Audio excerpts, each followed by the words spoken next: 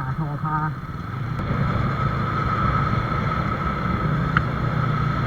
โยน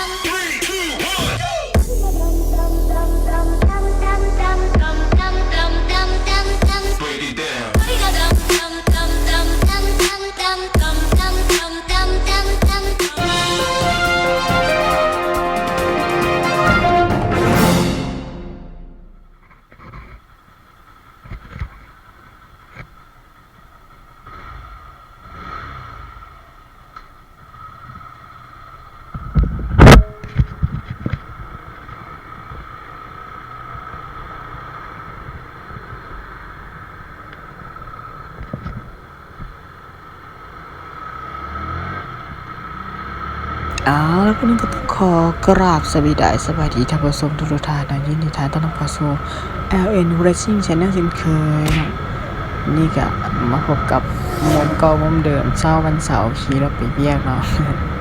เมื่อนี้จะมีการดวลรถเกิดขึ้นเนาะจะเป็นการขี่แข่งกันรุ่นใดไปหับส้มกันเลยเนาะก็จะไปหับส้มอย่าลืมนะฝากกดไลค์กดติดตามกันนะเพื่อเป็นกำลังใจในการทำคลิปเนาะ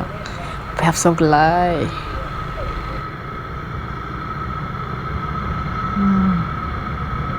เช้าวันเสาร์นะครับก็สวยและแปลกเนาะ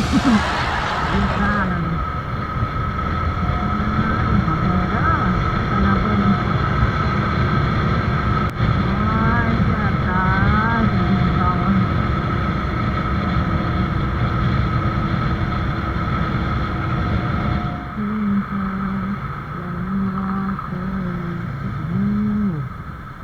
จ่าโทรพา